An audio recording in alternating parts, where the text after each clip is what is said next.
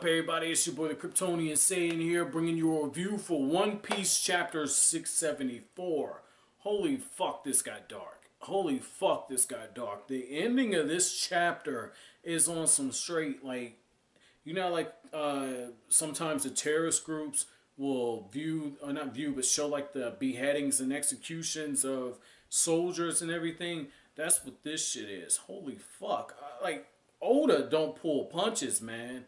Like, holy shit, Oda does not pull punches. You can't tell me he wasn't inspired by some of that Al-Qaeda and ISIS level type shit. I guess ISIS wouldn't have been a thing back when these chapters were coming out. But holy fuck, this is dark. You're seeing basically Caesar running these live experiments, getting ready to set them up. And he's going to be experimenting on Smoker and Tashigi, Luffy, Robin, just everyone who's been captured, as well as some of Brownbeard's men. And you got people like, I think that's Kid, who's in the last panel. The reason I think it's Kid is because of the shadow for the design. And also, I mean, this dude, if I'm not mistaken, when they were talking about some of the rookies, the supernovas who were in the New World, Kid was one of the ones just raising complete hell.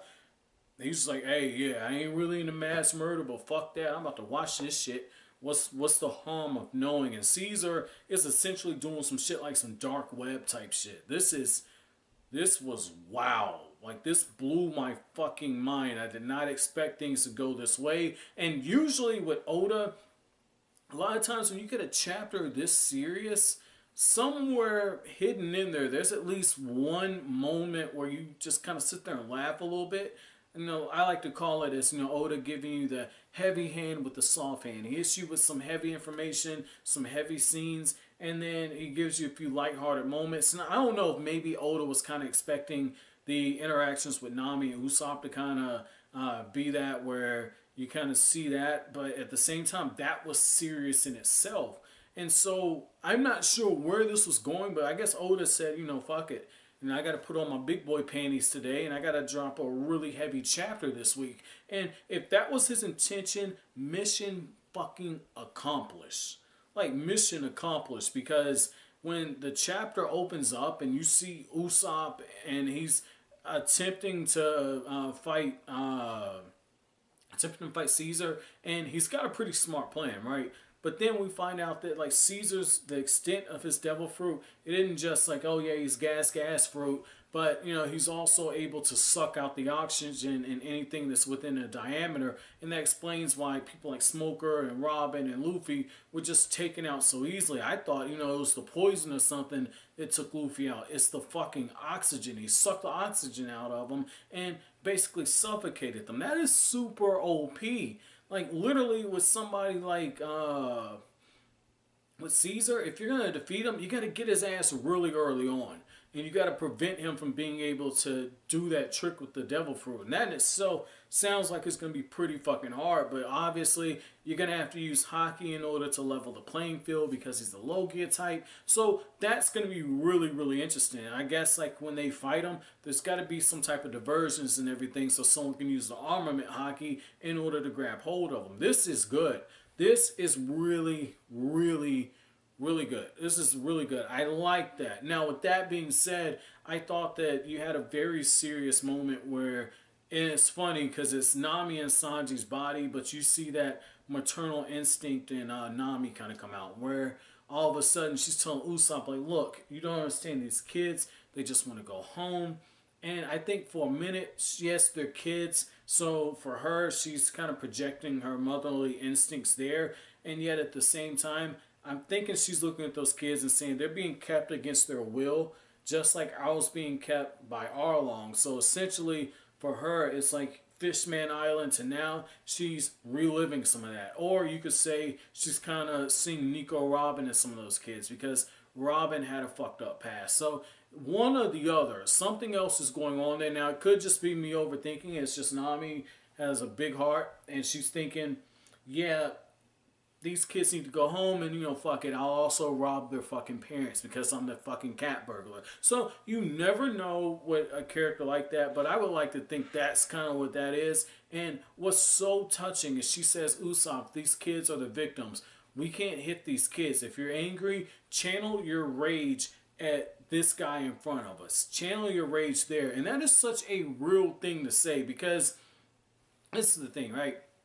Like, you have these situations and you have these scenarios where it's so easy to blame the victim for whatever they're doing, because ultimately what you do, you're in control to a certain extent. And so you got these kids that are hauling off and they're kicking ass, and at some point they're saying, like Caesar saying, split their skulls and everything. At some point, yes, they're kids, and they're under the influence, but at the same time, you're still doing it. So there has to be some type of consequence there.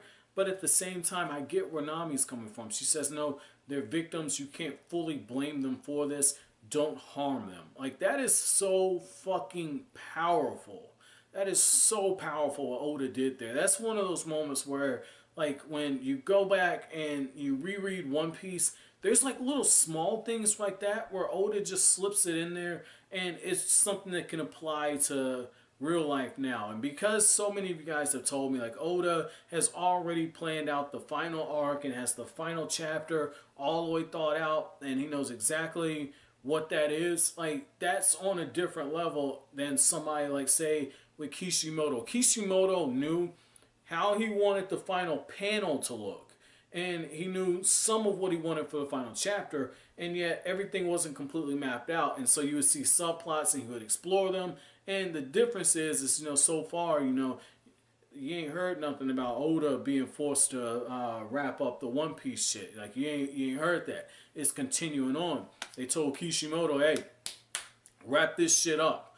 Wrap this up. We do movies, we do novels, all this other shit to continue your story, but wrap this up. We're getting the new blood in here. So, I mean, this is interesting. This is interesting that Oda is continuing to throw little small nuggets in there. Like, I think this is right up there with probably some of the lines that you got in the Water 7 portion of the series, where you got a lot of information about Nico Robin's backstory, and you saw that love for information, that thirst, and just the symbolism that you see there about how there's a suppression. And now you see what's going on here, where all of a sudden you're seeing, yes, on one hand, you're seeing kids get kidnapped, they're being experimented on, which is fucked up in itself. You're seeing relations to the dark web, where you're seeing Caesar broadcast all this stuff and saying, you're going to see all these experiments, I'll sell it to highest bidder. You're literally seeing, like, since the Straw Hats have come back from the time skip, right? You're literally seeing Oda tackle the dark stuff in our society. Like, he's tackling discrimination, he's tackling class issues, he's tackling racism. Now you see him where he's tackling addiction, he's tackling just another one being the shit that you see on the dark web, trafficking, which was hinted with Sayabodi. Like, you're seeing Oda just throw a lot of social commentary into these chapters, and it's something I absolutely appreciate. And the reason why I appreciate it so much is I feel like as you grow a platform, and Oda has a huge platform, it's part of the big three. When you grow a platform like that, it is absolutely your duty to spread your beliefs. Like, you don't want to impose your beliefs on people, but at the same time, if you have a chance to make someone see things just a little bit differently, you don't say this is what you must think, but you make your social commentary, and you do it in a way to where it doesn't affect the story. Because essentially, when you're writing, and what you hear a lot of writers say is that you write what you know. You don't try to just sit down and say, I'm going to make a Batman story. No, like, you sit there and say, this is what Batman is as a character, and this is all the lore, and this is the rogue gallery and the villains, but what is my take on Batman? And you pull from your own experiences and everything. And so what you see with Oda is you're seeing Oda's views on a lot of this stuff, and he's having the characters react in a way that's probably similar to his own views, and yet at the same time, it isn't getting overly preachy. He's allowing his readers to come to their own conclusions. You know, you might have some people who they look at what happened in Fishman Island and they say, yeah, fuck that, the fishmen are absolutely wrong. And then you have some people who will be looking and they will be saying, like, holy shit, you know, Shirahoshi's family, they're absolutely in the right. So, I mean, this is a fine line that he's walking, and I absolutely love it. I absolutely love it, because one thing that, you know, I've been told over and over, and when I did some work as an editorial assistant, so much of it is when you sit down and you talk to an author, you always say, what is the author trying to say about life? What are they trying to say? And when you can pull stuff like this out of a manga, which doesn't have as much text and is so visual, and so much is conveyed through the emotions and expressions and the intensity with the different small things thrown in the background to, to show, you know, the true emotions of the characters. This is great. When you look at setting, this is absolutely great. The fact that you see all this fucked up stuff going on, and it's happening in a part of the island that is essentially covered in frost. It's cold. A lot of times when you see that type of setting, right? Like if this was animated, more than likely, yes, you have the white, you know, the snow and everything, but the mountains are probably going to be darker in color. The skies are going to be grayer. And so you're seeing that contrast. And you're seeing a scene that's being set up to capture something darker, and it's subconsciously affecting your mood a little bit. Whereas like earlier on, when you saw how Oda used the setting on the part of the island that was covered in the fire, when that battle is going on with the dragon, one of the things that you're seeing there is because of how hot it was, because of the bright colors, you got caught up in the intensity. So if you're an anime only viewer, you catch on to that. If you're a manga reader like me, because you know what fire looks like,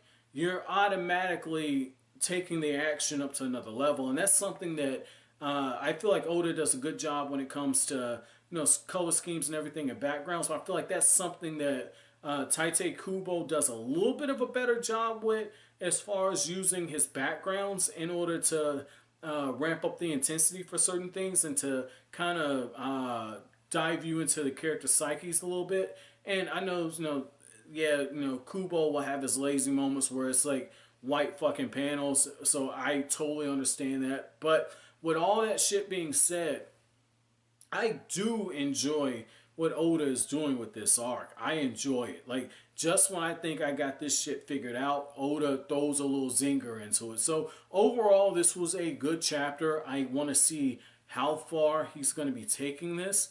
I can't wait to see where this is going. So my chapter question to you guys is going to be, what were your thoughts when it came to the whole thing with Caesar basically broadcasting what he's getting ready to do? And was this a moment where you looked at everything that's going on the in the New World and saying the Straw Hats have no idea what they're getting themselves into? But as always, guys, if you like anything I had to say, don't forget to comment, rate, subscribe, and share. Thank you so much for watching the video, guys. Have an awesome